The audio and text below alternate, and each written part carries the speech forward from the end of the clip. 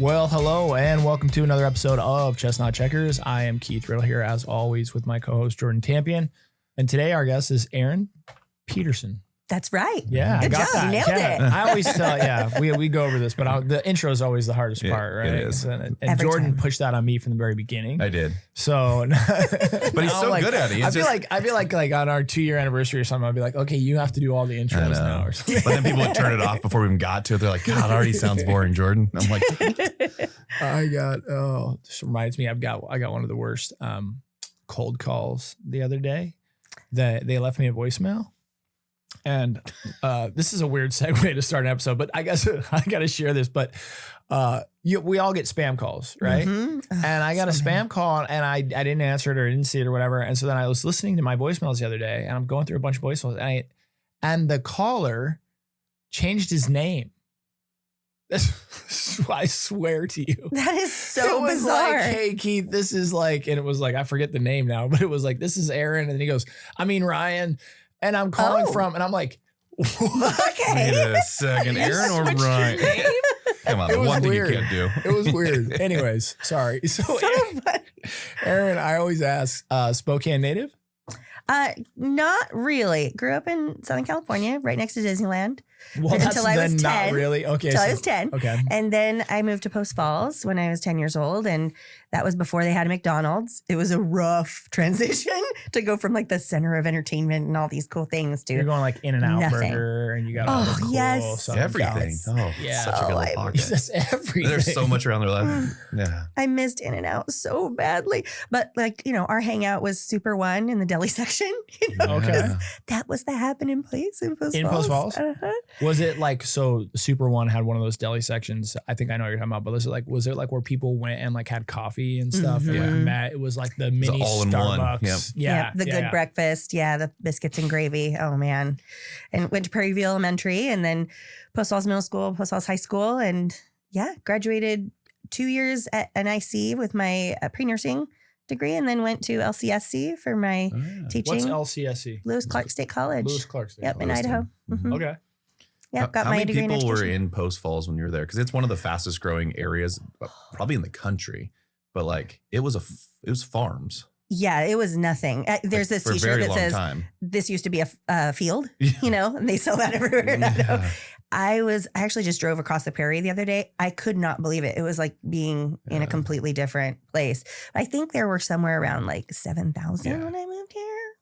Something Okay. like that. It was real tiny. What's the population of Post Falls now, you know? I mean, At least This is 30. where I was Brandon gonna say comes in. 30 or 40. Yes, Yeah. we need our producer to chime in on that one. Yeah, It's grown, It's exploded. significantly, yeah. Yeah. Which is like, if you went from, hypothetically, if you went from 7 to 30, I mean, like, what is that? That's like 4 times, you know? Yeah, and The a growth. lot of that growth was the last like 10 years. I Yeah. mean, you're doubling your population every whatever. For context, 5,000 people moved to Spokane County. year. Oh, whoa. Yeah, I mean, that is huge context, right? You're talking about because Like an the county, entire we're like major what, just metro. under Mhm. 500,000 people, Oh, yeah, check Spokane County, Yeah. and you're getting 5,000 new a year, which so 500,000, roughly, right? Roughly 500,000 population is absorbing 5,000 people, and now you have a population of like 10 that's absorbing 5, Yeah. or Yeah. it'd be like crazy. There was 45,800. Whoa. Fastest growing city in Idaho and among the top 100 fastest growing in the U.S. Oh my gosh, that shocks me. And when you go out there, if you haven't been out there in a while, you just go Yeah. drive, you're like, there is everywhere. It looks a little bit Mhm. like Boise, Yeah, honestly. it does. From a growth standpoint, not from a Mhm. amenities. But yeah, it's significant. And I think that growing up in SoCal when I was real little and then, re-experiencing so many firsts here, I was shocked by how little there was to do for people. And it made me so sad. So I had to really use my radar to find something cool. Like back then, the White House Grill had opened for the first time. And my dad and I were a couple of the first customers back when they had the little tiny house there on Spokane Street. Yeah. And it was incredible. He played the bongos and he had, dancers come in. And I was like, this is in the middle of Post Falls, Idaho. That's amazing. So it got me more excited about sharing about my community and the places that make it really special and unique. Yeah. And to give people, inspiration for a fun date night or going and hanging out with friends somewhere that's really unique and amazing. So talk to me a little bit about that transition. So, because we skip a big gap here, right? So Yeah. you Southern California, you end up in Post Falls, but you're still fairly young. You're like 10 years old, right? Yeah, So then you little grow up. So then, have you stuck around Post Falls in the? Well, I did. My former husband was in the military for a while, and that was a big shock as well. I was new everywhere we went. So we lived in the South for a total of about 7 years. And in New Orleans area, right during Hurricanes Rita and Katrina. Oh, wow. Yeah. Fort Polk. That was rough. You know, we got evacuated. It was just we always talked about like collecting all the natural disasters, because at every duty station, we would end up with something crazy. But I loved the experience of being new to an area and then really trying to figure out what was really fun and exciting and worth visiting. And I was a tourist everywhere I went. So it was a good time. And then when I came home, I decided I was going to finish my degree, and I couldn't decide if I wanted to do nursing or teaching. Went in the teaching direction. And I feel like that's been the foundation for how I appear online, how I do my job now, because it's really just teaching a larger audience with what we do. Yeah. So how would you describe what you do now? Like your job? Like, is it via title, or is it just, I mean, like, I don't know that anything encapsulates it. How does it? It is tough, isn't it? Yeah. I am the editor-in-chief, founder, and marketing director for Trending Northwest. So we are a multimedia company that specializes in featuring the best of the Northwest. And we have a limited license model in the works to help other people share about their own communities, which is really exciting. That's really cool. Yeah. Because I feel like when I started as a content creator, I was teaching full time. So I was a 5th grade teacher. It was so much fun. I miss my kids. But I had no idea what I was doing, and no one really did. It was the Wild West. Yeah. You wouldn't even have called yourself a content creator probably, or maybe you would have. I don't know. Not at all. Well, it wasn't even a term or whatever. Yeah. It's more recent term. Back then it was like influencer, you know, but I was on such a small scale. I just thought I was because I was just having fun sharing about great local restaurants. I'd actually followed a couple local influencers at the time, and they had recommended some places, and I was so excited to try them because they said, oh, they're so amazing. It's wonderful. And my husband and I would go, because we love supporting local spots, and have a terrible experience. And I didn't realize they were being paid for those reviews, and they weren't disclosing them. Which is, as you know, highly illegal and all that. But it just created this desire in me to ethically share about what's wonderful in our community and make sure that I was being true to exactly what my experience was.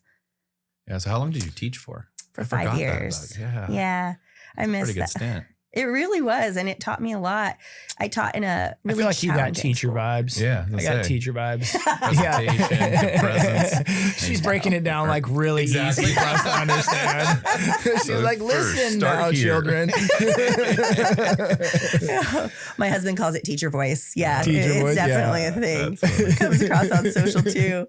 I try to break things down simply for people because, we don't always want the most, high level vocabulary and challenging to understand content. We want it to be like a conversation, and feel real easy. I want people to learn without realizing they're learning. Yeah. Yeah. They say, you probably know more about this than I do, but they say like you should talk at like a 5th grade level or whatever that level is, like they basically easy to understand words and all this and that. And I'm like, I don't know. I don't think I talk above a 5th grade level anyway. So I think I'm okay. I was already there. Yeah. Oh, that's not a problem. Yeah. So if you can't explain it to a 5-year-old, you don't know it. So it's like, how do you break it down at such a level to make it make sense? That's the hardest part. Oh, yeah. Especially when you get into technical, because you do know a lot of technical stuff. Can you explain a technical thing at that level to? Yeah. I got 2 kids and they're separated by 7 years, but I have like a 13 and a 5. So I always explain things a little differently. Yeah. You know what I mean? Just based on their aptitude. Right. But I am finding that more with my daughter now, where I feel like I can talk to her. I don't really have to dumb much down. Right. By like 12 or 13, you're kind of like, I can just talk to you like I talk to anybody else. And for the most part, she gets it. My 5-year-old though, that's a whole different, there's the time or are you just like, I'm like, yeah, buddy, I don't know. Don't even know how to explain this to you. Go Google it. Yeah. Well, or I just know you may not 5. pick up on it, right? Yeah. Like it's like, there's things that you're not going to understand quite yet. But. The nuance that's there. there. Yeah. One of the hardest tests that we did in college was to write an instructional guide on how to tie a shoe.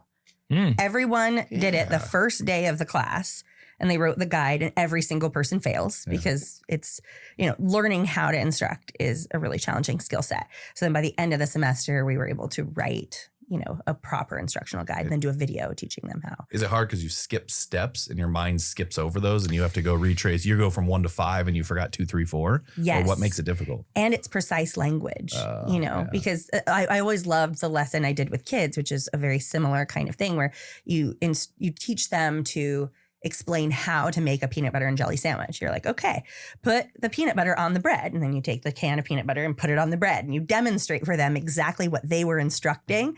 And they all laugh and think it's so funny. But it's really difficult to explain things in a way that people truly understand the first time. Especially if you're reading, right? Yeah. Oh, yeah. So I was like a ex Boy Scout and a fisherman, and I love knot tying. And so many knots are just like experiential. Like you say tying a shoe, but I'm like someone's like tie a bowline or tie. But I'm like, I couldn't even think about how to beginning to explain that. Yeah. I could show you, and I could even show you in a way that I'd be like, okay, like you could learn it after you. It's almost like muscle memory. But I'm like, dude, I can't even think about how to write that. Like put one over the other. Loop it. I'd be like, that's every knot ever. Well, I think that think our industry, like brokers, like people who sell really good don't always make the best teachers. Like because there's so many things you skip over if you don't know how to go break down your own sales strategy. You don't know how to break down how you do it. Like somebody sent me a piece of land and they wanted me to help them develop it.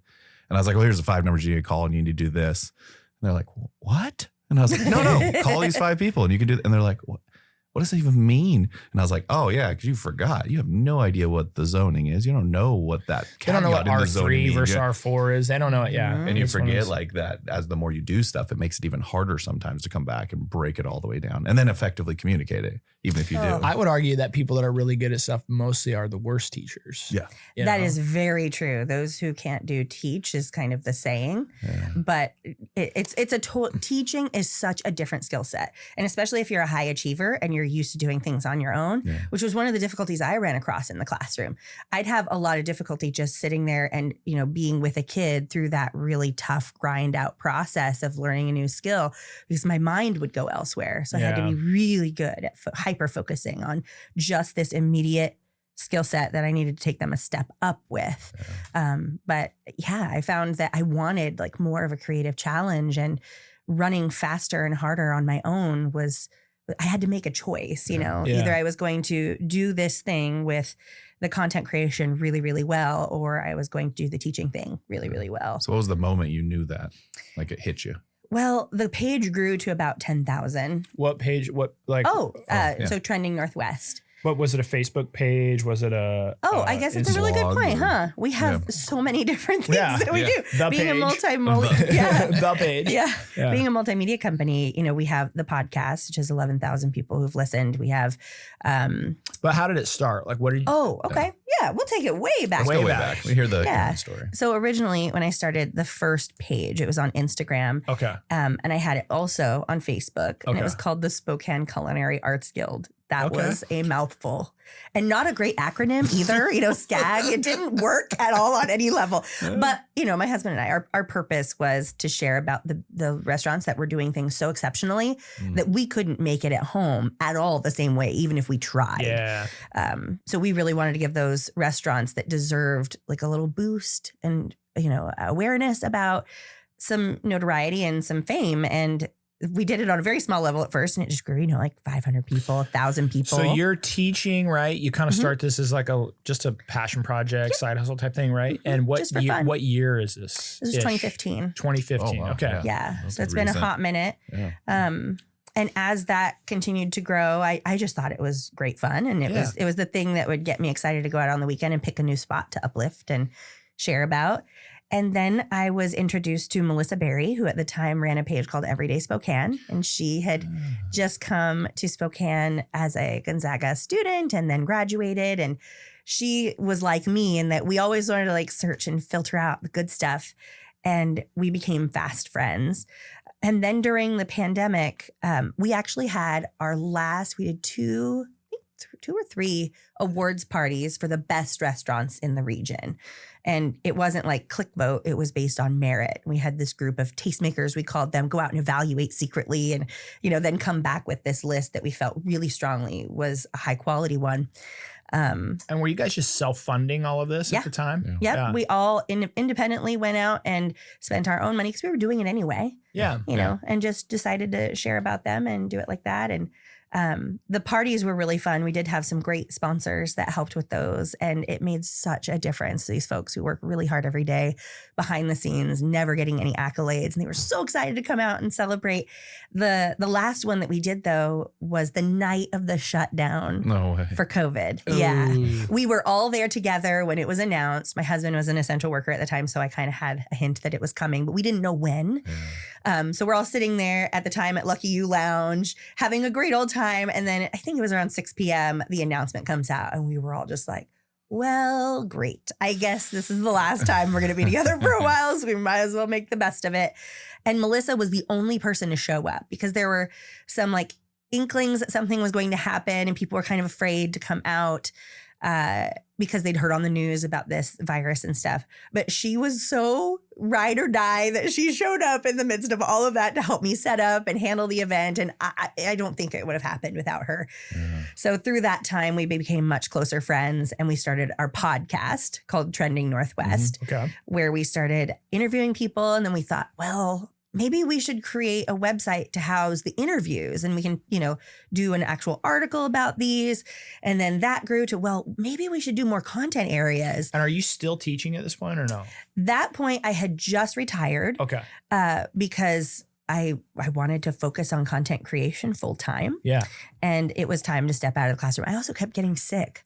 I was diagnosed with a tumor near my pancreas, and they kind of did the whole, you have 3 to 6 months thing. And we went, oh boy. And shit. Yeah, did a really cool YOLO trip to Chicago. And we did 9 Michelin star restaurants in 4 days. It was fantastic. Amazing. Literally thought I was going to die. And then the surgery was so successful. They got everything out. I've only had 1 recurrence, and it was very minor. So I'm just really lucky every day. Yeah, that's like the best ever, man. Yeah, it was the best case scenario because I really could confront my life head on. And I thought, what do I really want? And what I valued the most was time with my kids. Yeah. My twins have Tourette syndrome. My oldest is bipolar, and it's tough. They just need a lot of support. And so I was able to use all those skills that I learned in the classroom to help them grow and develop and improve their lives, and also to share with the community about these amazing places that, every day is a gift. So why not live it to its fullest? Yeah. Yeah. Wow. Yeah. That's incredible. It was wild. I feel like I can tell you have that vibe too. Yeah. You seem like an overarchingly happy person. Because we aren't. I'm optimistic. I like that. I feel like I'm a good time. I feel like, but I would say I tend to be more analytical or cynical by nature, right? Like I sit around and think too long, it gets a little dark or darker, I think everybody has that tendency, at times. And we've had a weirdly tough week. We lost one of our team members, a friend of ours who used to do the MC, work for our events. And I respected and admired him so much. He was working on a local sitcom, and he was just gone. So for me, it's that intentional choice every day. We're talking about chess, not checkers, right? In the long game, what serves you more? Is it being intensely critical to the point that you can't enjoy those beautiful little moments, but there's always a balance. We can't just go through life like skipping through the fields thinking, oh, everything's fine. I don't have to make the decisions. I'm just living. Yeah. One time I went on a date with a guy when I was single. And I asked him what he did for a living. He goes, I'm a citizen of the world. That's what I do. And I'm like, oh, you have some choices to make. I don't think that's going to work out. But yeah, I really tend to, when I have the opportunity, try to focus on what makes any moment as special as it can be. Yeah. Yeah. How do you think that has changed how you approach business in general then? Like that experience, that's a pretty massive experience. It's huge. I have learned that the partnerships that work really well it's kind of like dating, kind of back to that whole thing. You either understand each other and trust each other, or it's just not going to be a productive relationship. So with our advertisers, it has to feel like we both are coming from the same place. We both want the same things for the community, and we're working together toward the same goal. I don't panic so much in business if a partnership doesn't work out. Of course, if somebody like breaches contract or something like that, that's really serious. And then I go, okay, we're getting, our attorneys involved and this is very stressful. But ultimately for us, we want to work with other individuals in the community, both businesses that we feature and sponsors that we work with as partners, and do our absolute best at all times. I look at every promotion like it's the last promotion I will ever do for that client. I want to overperform. I want to give them far more than they expected. And the folks that have stuck with us since the very beginning, and we haven't really lost many accounts, it's because of that mentality. We really want to honor their pennies, their time. It matters a lot to us. Yeah. So how did you shift it into a business? That's a great question. At the point, I actually was a food and travel writer and the food editor for Spokane Coeur d'Alene Living magazine back in the day. So when the Bozzies hired me to do that work, I was so flattered. I had actually always wanted to be a writer. That was my original goal. My entire family said, there's no money in that. Don't do that. So I was like, valid. That makes sense. And so naturally I went into teaching, a very lucrative career. For anyone, much more money in that one. Yeah. But I saw how they worked their magazine model. And one of the things I frequently talked to Vince about was, why are you not using social media as a driver for advertising and for business? And right before he passed away, I had actually discussed getting together with him and talking to him about how I could help them do that because, my page had grown a lot. But during COVID, they both passed away. It was super sad. That's really super sad. tragic. Yeah. Crazy. So we saw the need for a community publication that was going to continue.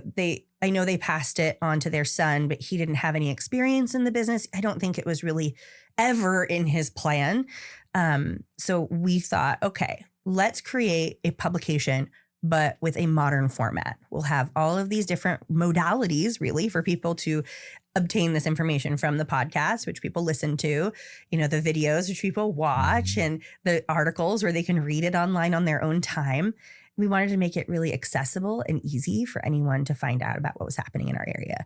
Because let's face it, as much as we love the Inlander, it's when was the last time you sat and read every page, right? So It's been a while, man. It's been a very long time. Yeah, And it's tough. I feel like not because I have any clue of whether or not the Inlander changed. It's because my life changed. I used to read the Inlander all the time, but I was like in college. Yeah. And I was hanging out, for the I was next hanging out in event coffee or- shops, and I had 4-hour stints where I was sitting around reading other things and would read that too. Well, and now we have these in our hands all the time, and people are messaging us. It's literally omnipresent. Yeah. So I've watched, local news stations that sometimes we would talk to reporters and we'd be introduced and they'd say, oh, you do the same thing like they do. And the reporter would go, no, I don't. And, kind of get a little aggressive about it. I don't do what they do. But now they're making videos in the exact same style that we are every day. Yeah. So seeing publications understand the role that digital media plays in our lives, I think is incredibly important as they move forward in business. But,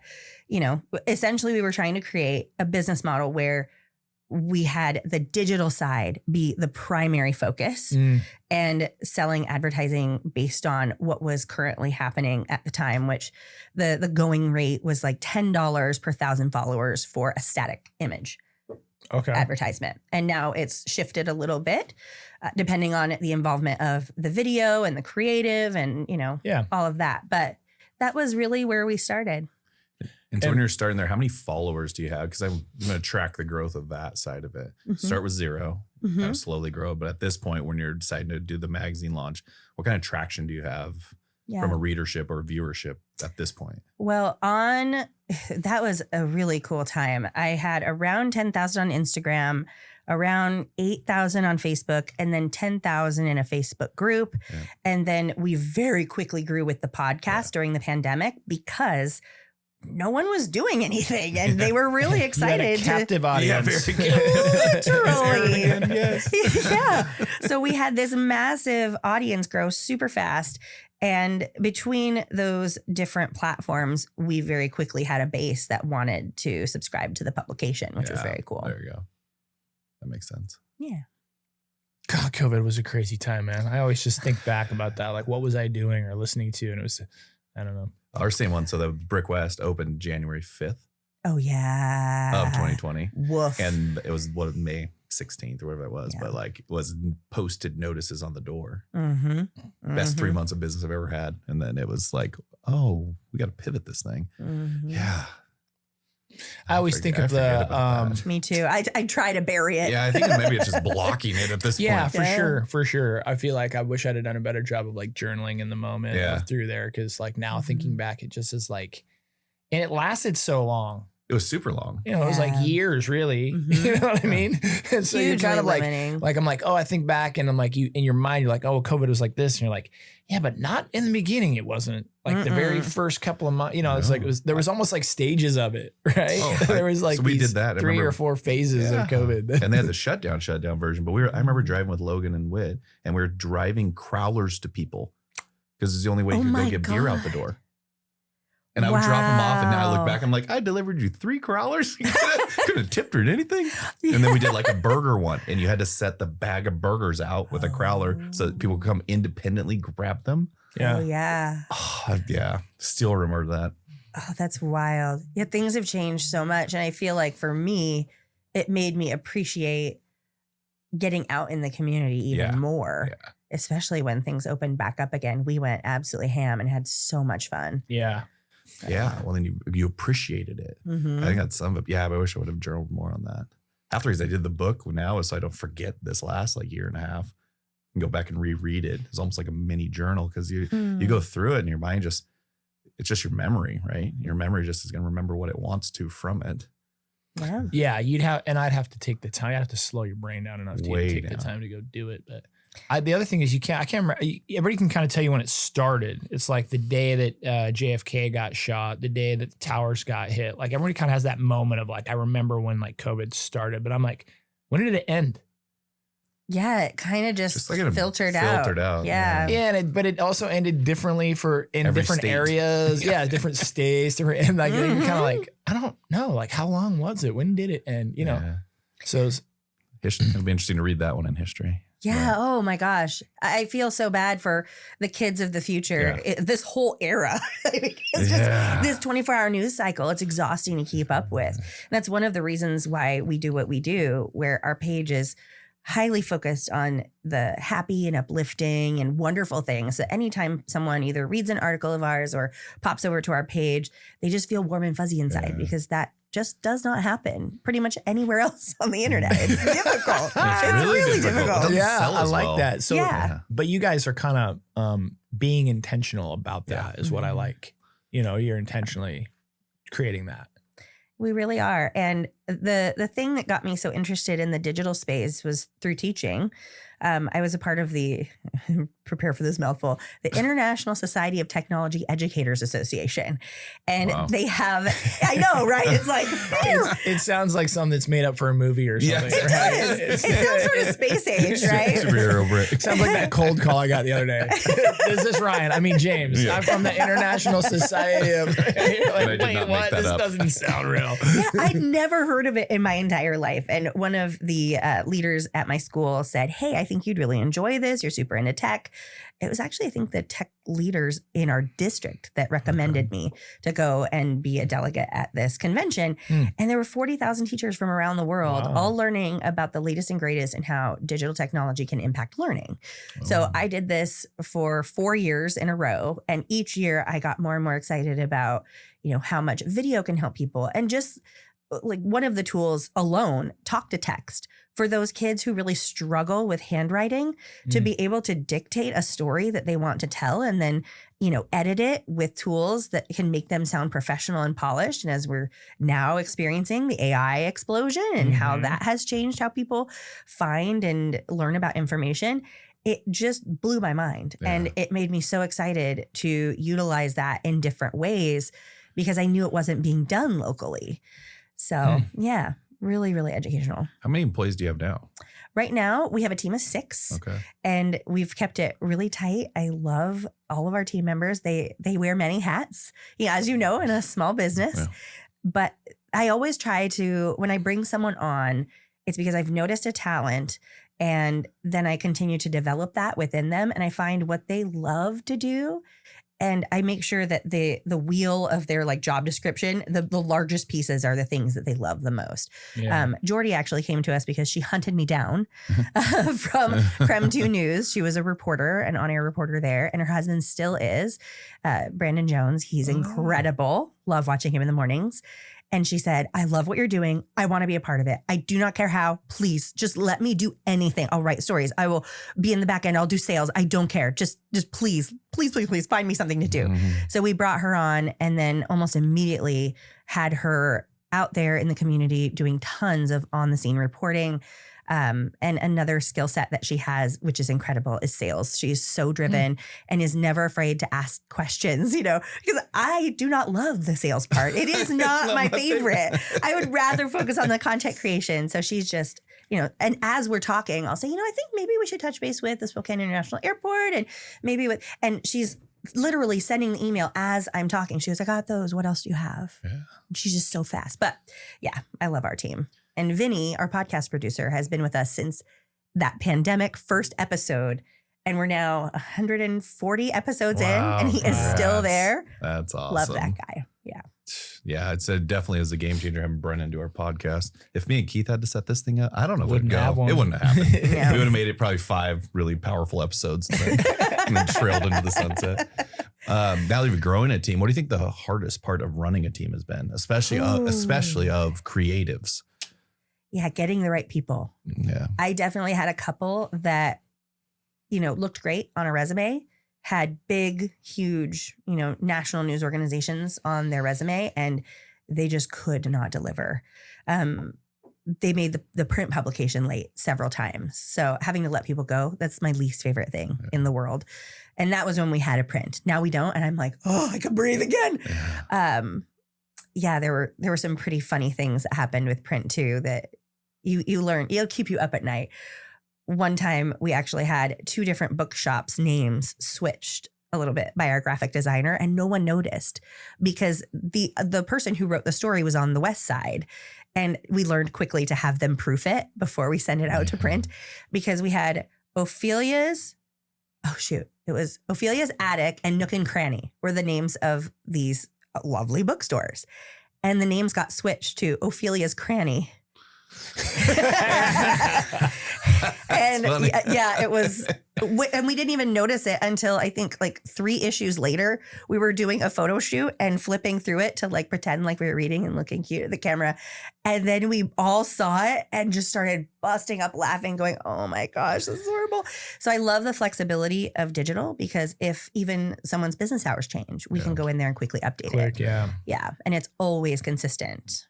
So we have a lot of entrepreneurs listen, people running businesses. What are kind of the top 3 recommendations you would have for somebody that feels overwhelmed by building a digital? Okay, but can we pause this question really quick? Dude, I was dialed though. I know. In my but head, now I'm going to have a question that's way out of sequence if I don't ask it now. What is a cranny? Oh, dude, that's like nooks and crannies. No, I know nooks and crannies, but what is a cranny? Or a corner? Yeah. Okay. So it could crowded be a corner. Yeah, it could be. Well, no, like attic, I get in my mind. A nook, I kind of get in my mind. I've heard the phrase nooks and crannies. I'm just like, I've never heard anybody like, dude, that guy's got a really cool cranny. Well, I think that language stopped 5 decades ago. Yes, I think my grandma called them. Or you should come over and see my new cranny I built. I've heard nooks, like breakfast nook. Yeah. Nooks and crannies is like question. Usually used when you're looking for something and it's hard to find. But is that phrase always said together? Usually. I feel like, or like nook I never heard a solo separate. cranny. No, yeah, I've never heard neither. solo cranny either. And that's why it was so upsetting. It's like nooks and crannies, or like that's a nice nook, profane. But no one is like, because it was like Ophelia, and it was our best moment. But as many proofreaders as we had, it survived and is in print forever. So if you can find one, good luck. Okay, so now that my my totally great. off the wall question is with. Now you can ask I your still think a important. best coffee book would be like all those old sayings like that. Like you talked about remember the turkey story about cutting the turkey, or like why does it taste better? The hams. The right? hams. Sorry, yes, But, the hams. but then I was like, all those old sayings, and they're traced back to something. Somebody called that a cranny for a reason.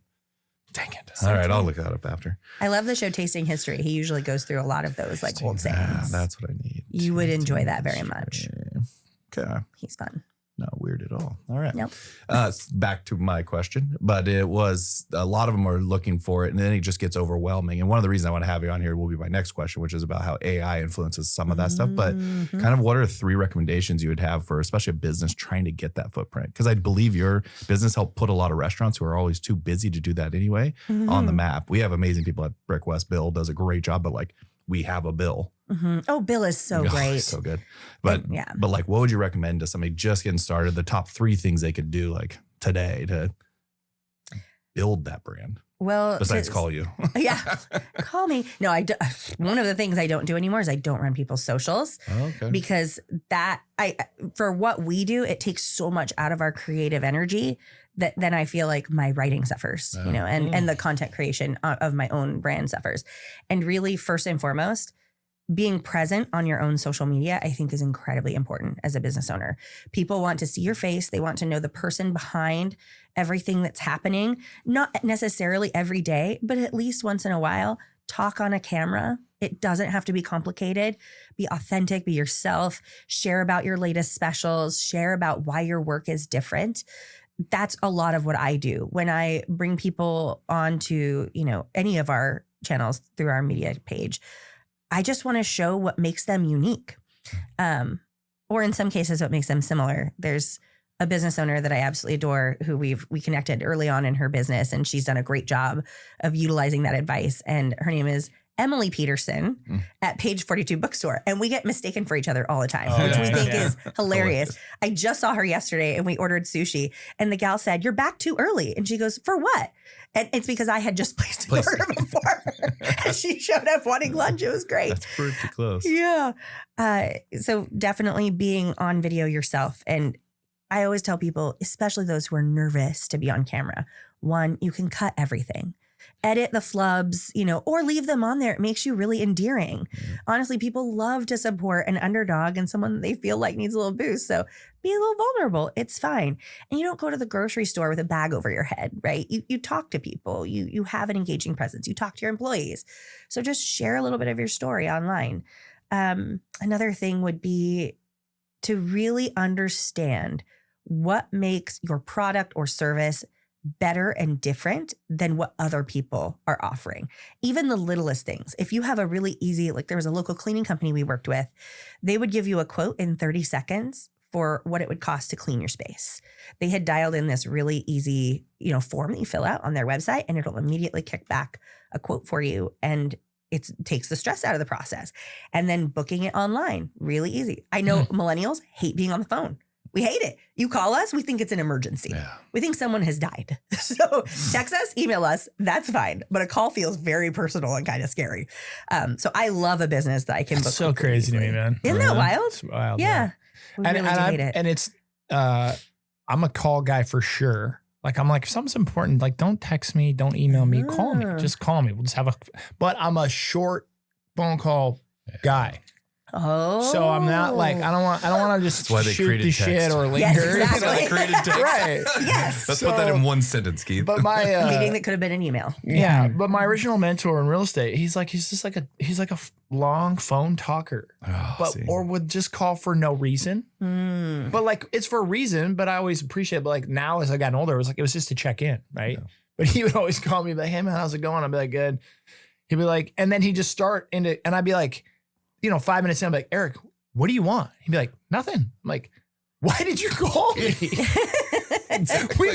You've been talking to me for 5 minutes. I keep waiting for the hook. There's no hook. No. Still don't even know where you're calling. There's no thing. And just wanted to hang out and hear your voice. Hey, could we just talk later? Get off the phone. I might be busy. Yeah. Anyway, sorry. More segue rants. But I do think that, the communication pattern with millennials is a lot different. Gen Xers, like everybody has a different and it's a lot of it is probably what you got used to, or also what you can, I can say what you can get away with. Oh, for sure. Right. Yep. I have a lot of friends that say their kids won't answer the phone. Like they're like, you know, my daughter and my son, like they'll text me right back. Like, hey, can you grab milk on the way home? Absolutely. But they'll like call them and they're like, why aren't they answering their phone? You know? And it's that same thing. It's like, well, just text me or whatever. And it's like, that's me with my teenagers every single day. I'll call them because a text just does a little ding, you know, but the call rings repeatedly. So if it's time for dinner and they're in a game, you know, I'm like, hey, and he just texts me right back. Okay, I'll be right up. Yeah. Bro, why? This is always a thing. Oh, man. But yeah, you know, for local businesses that are brand new or just getting out there, you know, of course, I have to say one of the most important things you can do is to network with either other local businesses who can help, you know, mutually support each other and or bring in a local influencer that specializes in sharing about places just like yours. Yeah. And for those businesses that ever reach out to us about marketing, I always do a couple of things first. One, I look at their own social media. If they do not have an effective social media page to at least explain what they're about and have consistent posts, I know I'm not going to be as impactful with their bottom line. And it's incredibly important to me that any money that someone spends with us is effective. So I always want to make sure that I either coach them on how to make that happen first, or, you know, I encourage them to hire someone who's great. And what are some of the biggest issues you see on somebody who doesn't have that? Like when you go to their page, what are you looking for? It's that if I can't, as a consumer, look at the page and understand what they offer, why it's unique, and where they're located and what their hours are, then I'm tapped out. I'm not going to drive down to a place, hope that they're open, wonder if I even got the right spot, and not having a clear idea of what their current stock is. A great local business that does a wonderful job of this is Boulevard Mercantile. Yeah. Whenever they have events, they're sharing about it. Every day they kind of go through their store with a little video just showing what they have currently in stock. Yeah. I can't tell you how many things I've bought because of that. Oh yeah. I just scroll through and I go, ooh, that is so cool. I need to buy that. And it gets me excited. So it's your digital front door. It's super important to pay attention to. So say those again really quickly because you went over them really fast, but I think they're important. What are the 4 or 5 things that you look for?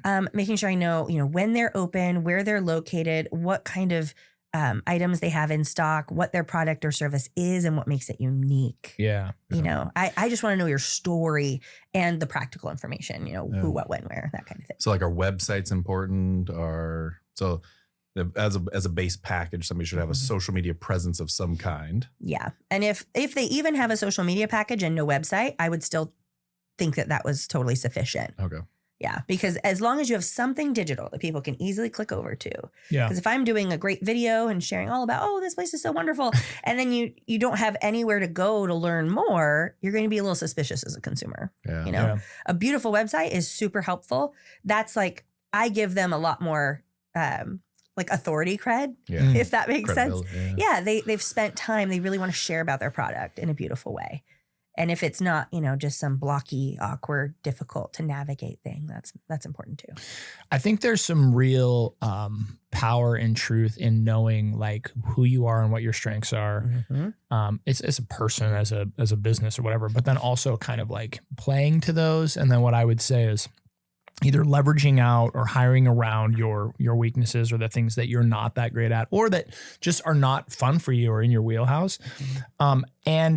I would segue with also continuing to get better at those things or work on those things, not completely giving up on them, but like at a decent pace and over time. And like, that's a lot, but I guess what I see a lot, or what I have experienced a lot in business, and I deal mostly in the real estate world, is what you're talking about, like what makes you unique, and like sometimes people, it's, they have a hard time with that. Mm-hmm. And it's because they maybe lack creativity, or they're not naturally creative, So it's like, very generic kind of branding, and it's very generic kind of messaging. It's like, I'll sell your house for top dollar, or like, I'll show, it's like but that's not unique, right? Like everybody's like, most amount of money, least amount of hassle, like these kind of canned phrases. Well, and so then it's like, but I feel like it also puts a tremendous amount of pressure on, or can feel like it puts a tremendous amount of pressure on a person who maybe isn't naturally creative or That's not something that they do to be creative. So like, let's just be real. Like in a perfect world, like I could sit here and ask you questions all day about like, how could I, but at the end of the day, there's certain people that are like not built to be influencers. Yeah. There's That's certain people that absolutely are true. not. Yep. And it's, you know, like as a coach, like I could tell, like, you know, somebody's like, I could easily say to somebody like, you're not built to be an offensive lineman, you're a receiver. And no one really would take offense to that. Like even the person there would be like, yeah, I'm not 6'8" and 300 pounds. Right. But if you look at someone here, like, you're really not that creative. You know, people are like, what? Like it hurts, but it's also like, we're not all built to be these social media, not I want to say influencers, but even just that sort of magnetic, attractive personality that I think. And so it does come so naturally to some people, right? Like you do see people who probably could sell anything or start a page tomorrow about something they're passionate about. And people would just want to go there and they're positive and they're creative. And it's like, for me, I think I learned a while ago of like, that's not my strength. So I don't like giving up on it, but I also am like, you know, I'm not going to probably generate a ton of my business like via social media being this like attractive magnet to this thing, because there are so many people better at that than I am out there already. And for me, it always felt forced, or it always feels forced, right? Yeah. So then you learn to play to your strengths, but I would also never hesitate to like hire somebody like yourself or a company to be like, hey, help me out here, right? Yeah. Like, I'm not going to ignore it. I'm not going to give up on it. I'm going to kind of get better at it over time. But I'm also not going to fool myself into thinking that I can just, you know, start being cute and fun on social media tomorrow and everyone's gonna be like, oh, he's the most amazing realtor guy ever or whatever. Like, it's just not gonna happen. Well, and there's, you know, something to be said for being exactly yourself on social media too. Someone who does that incredibly well is Tony Brown, who owns Ruins. His posts are hysterically funny and people love him. And he's truly not trying. He's like, here's a burger, come eat it. And that's the picture. And that's it. There's nothing else, you know? But I think there's room for everyone. Yeah. It's just like networking. And if you're able to tap into an authentic message, whatever that may be, as long as, I mean, like even for some people, weirdly inflammatory things work very well for their business.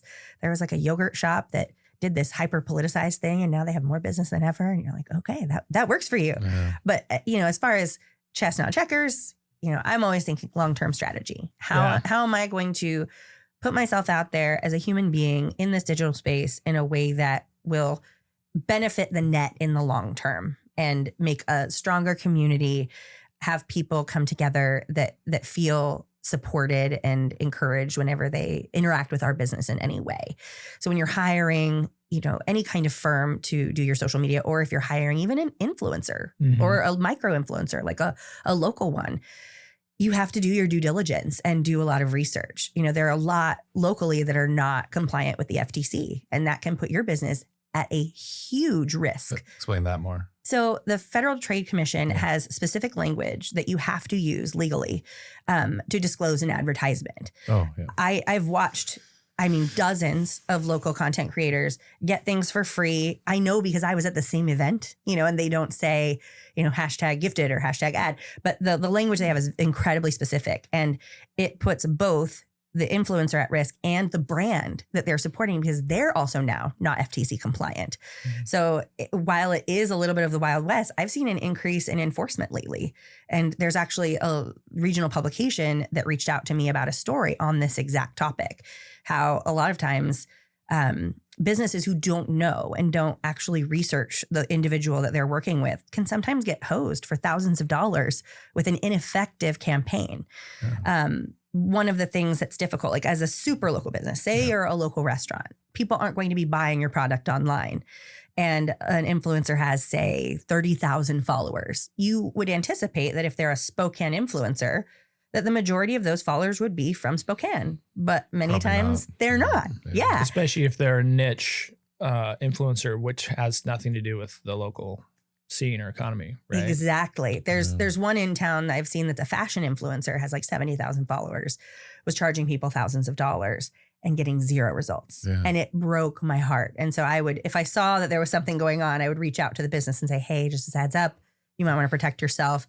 just because I'm that girl. I always have to make sure everyone's okay. I take it very personally when you're local in that businesses are at business, risk. especially if somebody's doing it that way. Yeah. Yeah, we did one initially that had grown the following because they signed them up, but it was supposed to be agent specific. And then now Whitney spent the last like year going through and deleting them down. And it just was like one of those where I'm like, well, I don't want to do that. Like I'd rather have 500 people that I knew that saw the message versus random people on there. And so it took about a year to go clean all that up. Yeah, I've had that happen too when I have a little piece go. We were talking before the podcast started about, pieces that go viral that you don't expect. So then I'd have to go through and delete people from different countries that would follow the page for random reasons. One of the videos I did was of my sons getting surprised. So you will go through and delete then? Yeah, I do.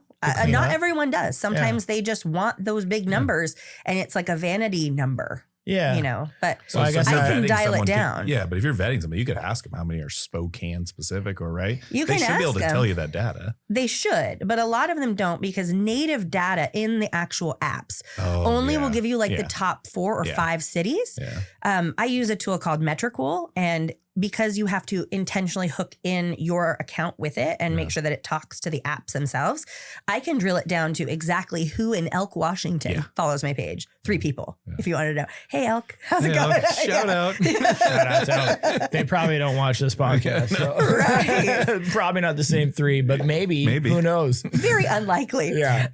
But you can request that data and ask for screenshots, and there are little things that businesses can do to protect themselves. I would be that are interested in important. that. What did you say that was called? Metricool. Metricool. And you ask for their Metricool report, and it will show, interactions over the last year. It'll show exactly what your engagement rates are. My engagement rates are actually the highest in the city of any of the local influencers. Will that link into like a personal profile, or is it only business related? It can. Yeah. You can get all the data you want on any profile that you would like to see. I use it on my personal one because I have like 3,000 followers on my personal. Now at this point, I'm like 32,000 on Instagram, 13,000 on Facebook, and then like 4,000 on Threads. Like it's all over the place. Do you have but a I team track them all. managing just communicating that? Like just responding to people and keeping that like that's a job in itself. It really is. Because I was a teacher, I'm really quick at reporting. Nice. So I love data. That gets me excited to share about how we were effective. And, I make sure that we have trackable links for all of our static ads on our website. And our website's kind of unique. We don't have Google Pixel or any pop-up ads, nothing. It's a super clean and aesthetic experience. And there are only 3 ads per article. That's it. So you get hyper-focused attention on that. And our click-through rate is really strong. So I'm always excited to deliver. Do you know your click-through rate? Well, it depends on the business, but for their campaign, I can say, it had 120,000 views and you got 8,000 clicks. Yeah, so you're still getting, that's a good click-through. Yeah. Depending on the 5-10%. Right. Yeah.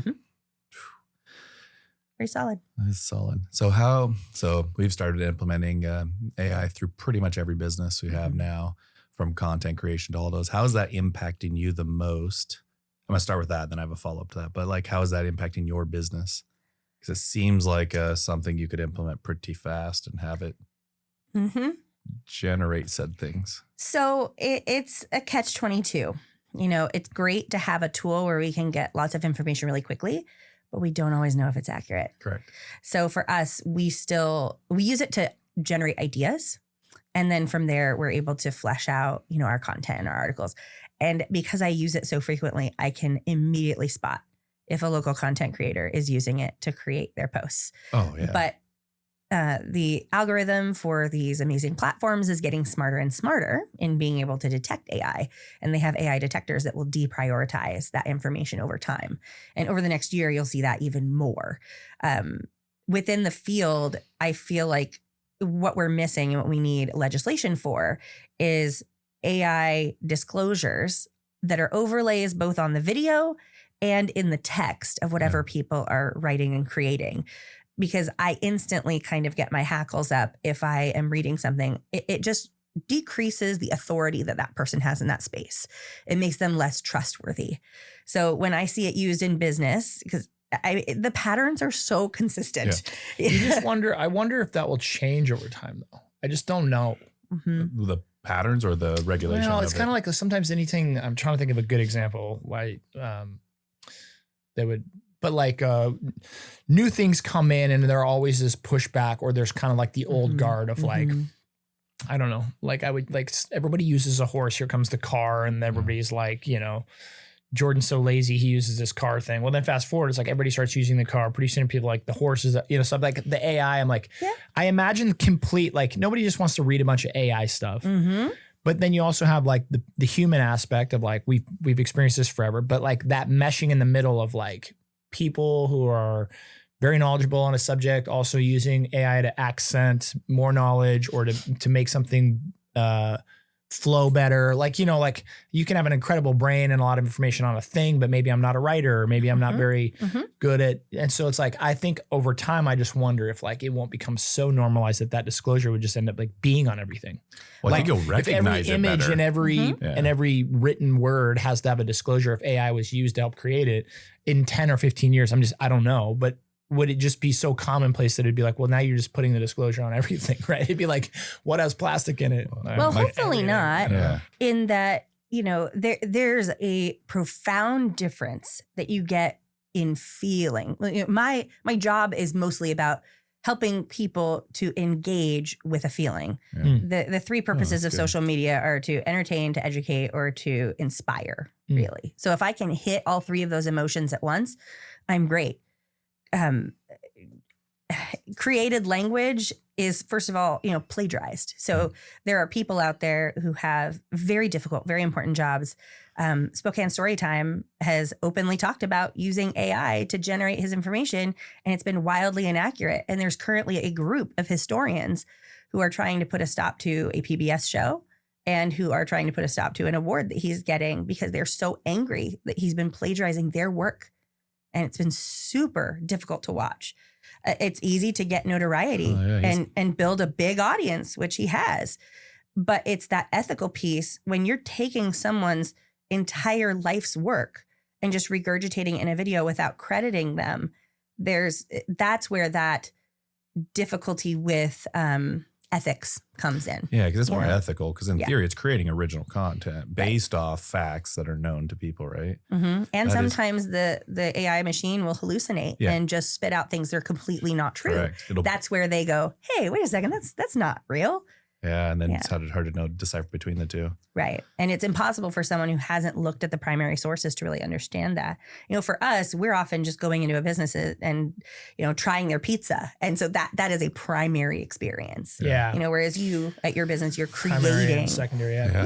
Yeah, mine's super interesting. We're creating a model right now with it to assess properties faster. Ooh. And so I built an online one that you can go plug in your information. It'll tell you a thumbs up or thumbs down to move forward in 30 seconds. Wow. But you had to know what the data metrics were. And some of the stuff it threw in was actually really inaccurate. And so we went back through, tweaked the model, and so we'll build it out. But I was like, to Keith's point, I think that's who wins in it, is somebody who has the technical knowledge already. And then they use this as a leverage tool.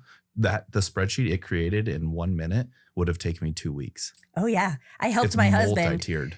Amalgamate his entire Rolodex into an easy to use document that then we created a CSV for and put it in. And that, when it used that original information, it was so helpful and really did great things. But yeah, I think we're kind of in this weird slippery slope pattern where there's no regulation on it whatsoever right now.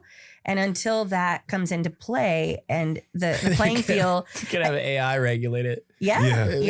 And that's going to be really difficult. It is self-regulating. It'll do it, but like that's kind of how the book, the last one I wrote was like it was how do you organize all this stuff? Right. So I still had to read every word. You still have to go through the whole thing, but it does such a good job organizing of random thoughts and putting in there. But as you dive deeper in, it's just recognizing patterns in it. You ask it to give a motivational story and it's going to be about some boat on a river that just made it up the river, right? I mean, you consistently do it. It does the same thing until it learns itself. But what I think is the coolest thing for people to do as an exercise is ask it to write like 10 pages all about your life, your own personal life. Then you'll see how quickly you're like, oh, that's not right. I got a degree in aerospace. No, I didn't. You know, what happened? So there are strengths to it. And the more that it learns, the more that we're going to be able to use it effectively. My cousins are all in incredibly high achieving fields, doing amazing work at the absolute top level of tech. And I actually talked with them about this at my cousin's wedding this summer. And I asked them, what is going to be the impact of AI? And they're going to say, well, it'll reduce jobs for sure. But the people who are still in charge of, say, the machine language learning, they have to have the knowledge base even more now to be able to go over more information and make sure it's truly accurate and good. So we'll see big shifts in a lot of different industries. Yeah. Do you see a consolidation of that happening though because of that? Like I think of lawyers, right? LegalZoom came out and then all of a sudden you could go get a $35 document, but they quickly found out that the reason you have an attorney is to service the contract, not necessarily to create it. I think with AI, you're just going to have a good litigation attorney now does 3 times as much work because that stuff that used to bog them down is now not there anymore. And that's one of my bigger fears is that the job loss is because it's consolidating it. So where now your firm can do 3 times as much because you don't need 50 people to do it. You need 8.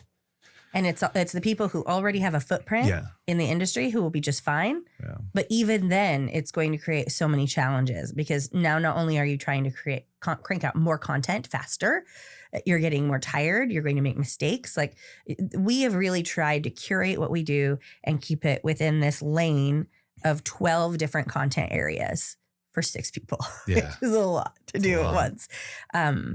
But we're just very intentional about what we do. And I think people crave that more because AI is so pervasive. I mean, even my dad is using it. It's hilarious. Yeah. Well, it's just like you Google something, now you just chat something. Yeah. And that's pretty much how it moves on. I have so many thoughts about this stuff. My mind's just racing while you guys are talking. I'm like just trying to process. But a couple of things. One is like I had this conversation with my daughter the other day, and to your defense, right? It's like the gray area is getting so big, but even with like truth, like it's very hard. She says, well, why is that true? Well, I Googled it. Well, so Google says, well, who told Google? Or like chat. Well, now, but what if chat and Google disagree? Or like, what if, Claude and chat and Google, it's like, so was it 1837 or was it 1830, like March of 18, like you start talking about like, and then you look at history and you're like, well, there's always this kind of joke or adage of like, well, the winners write history, right? Yeah. Like if you were to go talk about the War of 18 whatever, and you ask the winner, like they'll tell you, oh, there was like this and this, and you ask the, it's like, so that's this gray area is getting so big, and it's almost getting impossible to almost like you said, outside that first experience, like I know what that pizza tastes like because I tasted it, right? Like you can't take that from me. Yeah. But if I'm like, asking some question to any of these things, it's like you almost start to question the answers. Well, now you're like, well, now what can you depend on? Well, right? and like you should. What can I know is solid truth, like that bedrock thing, And that's where that, like, I always equate it in my mind to like an authority score. Yeah. When we put something out there, we put our stamp of approval on it, and that's really important to us. Right. I've, talked with businesses about advertising their brand or their product and then had a terrible experience because I secret shop them all before I even agree to work with them. Oh, smart. And if I do not have a good experience with them, I say, I am so sorry. I cannot take your money. I would love your money. That would be great. Yeah. But it's more important to me to maintain the authority of my brand as being trustworthy. And that's where, like the lack of disclosure for influencers, that's a huge red flag for me. I don't want to work with someone that I know isn't being upfront about whether or not even they're being paid to say something, or if they're using AI and not disclosing that. That also puts red flags up for me. And not just for me, but tons of members of the public. And they'll never tell you. They won't go on their page and say, I know that you lied about this. There's this like social construct now in the digital space where a lot of people who have a lot to say just won't say anything. Because have you seen like local news back and forth arguments and weird stuff? Sure. Oh, I'm that way for sure. Yeah, they'll just tap out and not engage. Yeah. So how do you find a way to be a trustworthy voice for people? It's an important thing to talk about. Yeah. Especially with so many voices. Yeah. Like that's what's so hard. It's just going to put so much information out there that it's overwhelming and you just almost don't care. There are new ones every day. And as you know, for real estate agents, it's now popular to be kind of local influencers and they're going and doing stuff too, but they also don't know the rules. So it's tricky. Well, and again, that gray area is getting big. So it's like with the FTC, right? That's your Federal Trade Commission. Like there is black and white. Like you're paying me $500 to stand in Brick West and be like, I love Brick West beer. That's very black and white, right? I come down to Brick West. already. I'm there every once in a while. And then Jordan pulls the camera in my face one day and says, hey, would you say something nice about the brewery today? And I'm like, sure. And then afterwards comes over and is like, hey man, beer on the house. Now we got this really gray area. Right. I'm already a patron. I come here all the time. I would have said anything nice I would have got the free thing, but then you threw me a free thing because I said something nice. And I was like, it's like, okay, so where do you draw these lines? Right. Well, and for that, the free product for trade, something that people are not doing, and just like as a business owner in general, it's just something to be aware of. You have to disclose anything that you've received as a gift as income. So the equivalent amount of income needs to go on there, because then you're at risk for an audit, and that's no fun. Nobody loves that. Is there a minimum? Is there a gift dollar amount? I don't if think it's under like $40 or what's. See, but is for it that, me, like, if that's your business or like anything, like how would that work if that's not, like if I don't coin myself as an influencer, then it's probably not something that you're going to be flagged for. If I'm not collecting income based on that activity, I just happen to do like that one. Keith gets on a post and. Yeah. And I don't think that, well, I mean, it could happen. We may have a very intense Big Brother kind of situation where it's like filmed or whatever. We're not there yet. And I'm so grateful for that. Yeah, for sure. For sure. But it's all a matter of like your own. And you can always ask your accountant or your tax preparer, what would you do? Usually amounts under $50. It's not that big of a deal. But, there is an ethical standard. Like if you're getting a $700 gift bag and you're not disclosing that as income and you're sharing about it for free, and that's where I tap out and I say, I need to make sure that sponsorships work with, like if a sponsor is giving you something to utilize as part of your profession or your work, but it's like, it's not giving to you personally, right? Like, I don't know. Like, I'm just thinking about all the YouTubers and stuff. Like I'm a hunting and fishing guide. And so somebody hands me a rod and reel to use, but it's, but they're like, are they giving that to you? Or is that like a sponsorship where they're like, hey, this needs to be in the video, but after the video, it comes back to us, or it's not yours? Like usually they have pretty solid terms because, brands and especially companies that produce a product, they don't want to just give that away for free necessarily. They especially will want, I want it in this many videos. I want it, by this date to have this much exposure to your audience. There are contracts that are typically followed for that. And especially when it's a larger brand, because then they're watched more closely or any kind of advertising that they do. Yeah. So when we were looking at it, a couple people looking to possibly even sponsor this show, and we'd be paying them for it. We would then be saying, hey, well, no, they'd be they'd be paying us, to speak about them and do that. And so what's the requirement of them? Do they have to be compliant with the FTC in those scenarios, or that's pretty straightforward? That's not the gray area. That's just, here's your contract. Here's what we're paying you to say something good about us. Yeah. And over the airwaves, it's like a different, there are different requirements than on social media. So you just want to look up, and it's always changing. Like even over the last 5 years, the way that it's been disclosed on social media has changed multiple times. Okay. So now they want it visually on the video. They want it audibly in the read, and they want it in the caption. Yeah. So I'm like, okay, cool. I get to do all this extra work and make it look really crazy, but you can make it aesthetic. You can make it clean, and every brand kind of has their own little way of doing it. I always find that stuff fascinating or intriguing to, like, for me as a human being, I would like to have a sponsor potentially, but I would also like to believe in the sponsor. Right. And so I could be like, hey, I love whatever Columbia cotton shirts and I wear them all the time, but like genuinely would like, that's cool that my sponsor also is in alignment with like a brand I wear. But I also watch a ton of podcasts and videos where like you can tell they're just reading it. They're like, this show is sponsored by Aquafina. You can buy Aquafina. It's like you're like, and I'm kind of like, that's the blahest endorsement ever. You just want to get whatever Theo Von to read. Yeah, exactly. And that's where the magic of marketing comes in. Did you ever watch Binging with Babish? Fabulous show on YouTube. Binging with Babish. Okay. He like rates like all of the Trader Joe's frozen meals and explains like which ones are the best and the worst, or like it is fascinating show. And he almost is exactly like my brother, which I think maybe is also why I love it. I was going to say, he does a fantastic job of making an ad feel authentic, but still using the correct disclosure terminology. Yeah. You want to believe in someone, but if you looked at two different advertisers and one is saying this is an ad and the other one saying nothing, you're going to probably go for the person who sounds like it's authentic versus the other side. But there's a way to do that beautifully and make it effective. So we work a lot with Canopy Credit Union. I adore them. They're such a wonderful awesome. local organization. And we always try to find fun and creative ways to have them share about why they're supporting us. We're a women-owned publication and they love supporting local. So it's this natural partnership. So we'll often, go through 10 things you can do that are free in Spokane is one of the ads I just did for them. And then at the end, the last free thing is working with a free financial advisor at Canopy, because then you can do more fun things in the region. So just weaving it in a way that feels natural is key. Yeah. Well, and like I said, that's just my style.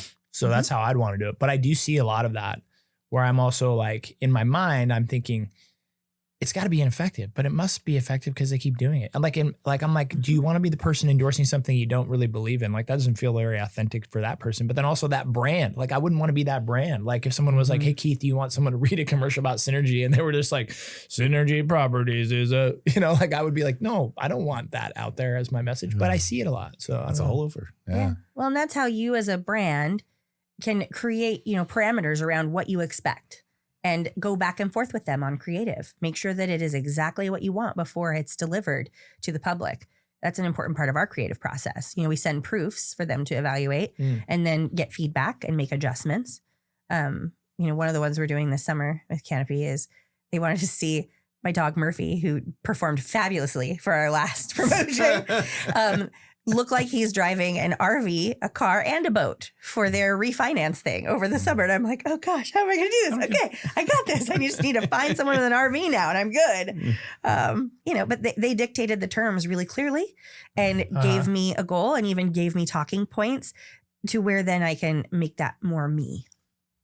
I've always kind of like wondered in my own mind about different types of businesses and the different nuances in them. But when you are selling like a product or a service or like different types of things, do you have little buckets that you typically put them in? Like how to promote them best or how not to? Like, is there?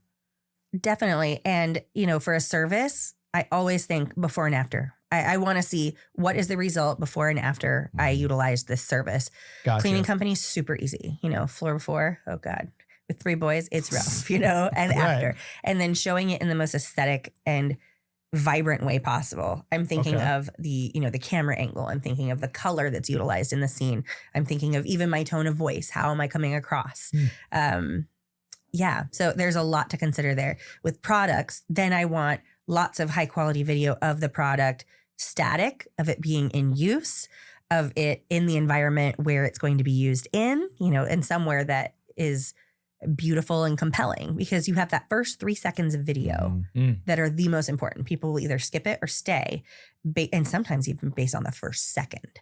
So that first little interaction that I have with people, I want to make it look aspirational or get them excited. Like with the melting pot, I always show like a close up of the cheese, like dripping off of a pretzel, something that makes people go, oh, I need that. I want to eat. Where is this?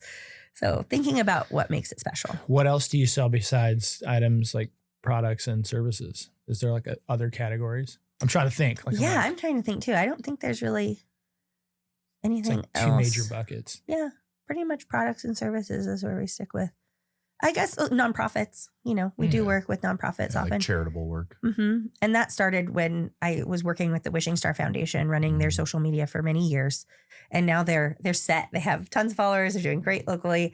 They have their Send a Friend a Goat promotion coming up right now. So experiences, I guess. Have you? Yeah. It used to make its way to my office every year in Garland. And it was always like, I was like, just please don't use the bathroom in my office.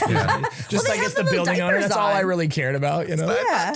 Does it wear a diaper? They wear a diaper now. Maybe now. Yeah. That was something we definitely knew was a priority. We took them to the news stations locally. Yeah. And I realized experiences. That's the other thing I sell. So this experiences. Yeah. Next week, Tuesday through Thursday, I'm taking my son to the San Juan Islands to go experience Friday Harbor House and showcase all of what makes that very special and unique. And I can't wait. We just got back from a big trip to Walla Walla and did the same thing. And every hour on the hour, we had stuff that we were promoting and seeing. That's awesome. That'll all come up, in an article and then in videos to share and promote about that. And we'll talk about it on the podcast. So we're busy. Yeah, that's where I see it going is experiences. Like to your point, that primary interaction, which is funny because it actually is, there's always been a push to bring things more local again. And I wonder if all this chaos at a macro level creates more of a focus on a local level to where you can find those opportunities. It really does. And the market is really wide open right now. I've seen more local influencers pop up in the last year than I ever have before. And people often ask me, does that bother you? You know, that they're copying what you're doing. One of the original local influencers got really like her hackles were up when I met her for the first time. And I was doing, you know, food reviews and she was too. And she just did not love that. Still doesn't. Felt like I was copying her. But to me, the more the merrier. And everyone has a perspective that's like as unique as their fingerprint. I know that Ashley is going to have a phenomenal radar on the local bread scene because her husband does that for a living, you know, or whatever. But yeah, everybody has their shtick. Why not lean into it and support? And, you know, like Bobby Enslow from Indaba always says, a rising tide lifts all ships. I love that. A rising tide Bobby. floats all boats. So good. Such a good dude. Yeah. Only everybody thought that. That'd be good. Right. We'll If get there. only. We'll get there. We'd all be friends, you guys. It would be nice. Well, it's that abundance mindset, right? Like there's enough to go around. Like we can all, you know, flourish together. And I think that's competition just breeds a little bit of that the other direction, right? Like sometimes you get into that mindset and you just got to shake yourself back out of it. But and as long as it's healthy and you're trying to push yourself to be your best, you know, to be better than your competitor, delivering more and high quality. yeah, and it can good. still be competitive and healthy and still be a little bit. I had a quick share. I had a race I did, a competitive race I did, but when I was there, I'm in the middle of the race and this guy comes up to me in the start gate of like, you know, what is to be this. And he says, hey, he goes, is that your wife? And it wasn't. It was a buddy of mine's wife who'd kind of come to be in my corner and help me out for the weekend. And I was like, no. And I said, this is my buddy. He goes, she doesn't know it, but he's like, I compete with her all the time on this like running app, right? Like she was like his nemesis or whatever, you know? And I was like, and I literally was like, look at her, I go, you should go say hi. Yeah. Go make friends.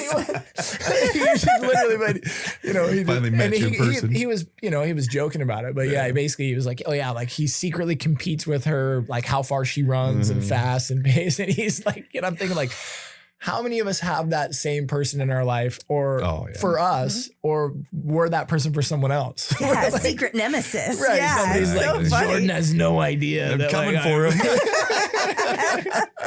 And the blind side of that on the other side, right? Like I didn't know we were competing. Yeah. It's the ultimate compliment, right? They view you as your primary competition. Yeah. That's great. That's funny. And as runners, yeah, I can see that. But I'm sure there's people out there like that with you, right? Yeah. Like that they're like, you know, they're this aspiring up and coming influencer or whatever, local, and they're reading all your stuff and they're digesting all your videos and secretly competing. Yeah, it's weird. You know, I have people come up to me at events sometimes and it's very obvious that they view me as like a threat or as competition. And that's where I always like lean into it. And I'm like, hi, it's so nice to meet you. I'm Erin. Tell me everything. Oh, I loved this video that you did.